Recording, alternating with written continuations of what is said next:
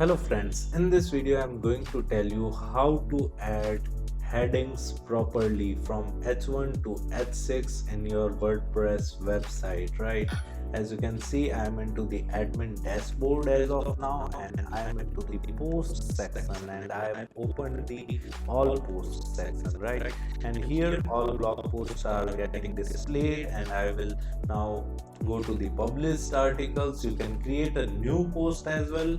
You can also edit the previous existing blog post also, right? So I am just going to tell you using by editing my previously published blog post, so you come to know more about it, right?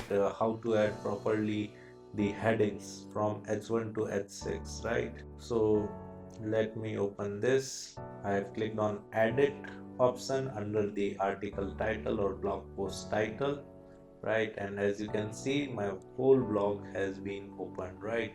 And here let me tell you the blog post title. The main heading of the blog post is in H1, right? It is in H1 heading, and if I scroll down, then this heading is comparatively smaller in size, and this you can see whenever I click on this heading, it is in H2, right? As this heading is part of this main heading, right? Scrolling down again, this heading is part of the article's main heading, so it is also in H2, right?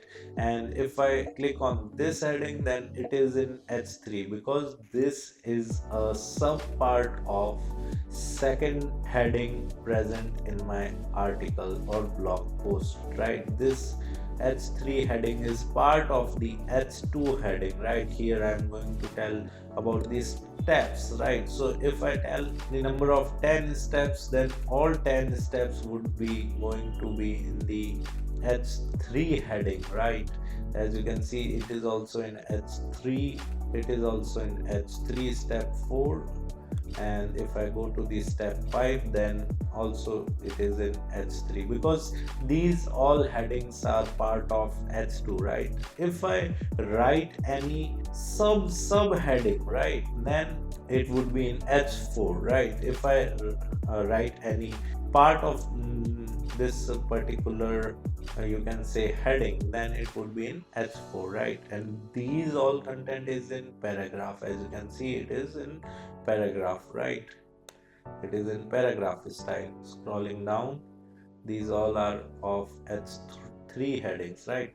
Now the steps has been completed.